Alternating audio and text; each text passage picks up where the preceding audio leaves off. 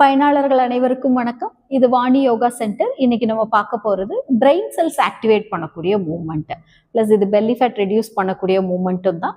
உங்களோட 5 ஃபிங்கர்ஸையும் இப்படி க்ளோஸா வச்சுக்கோங்க.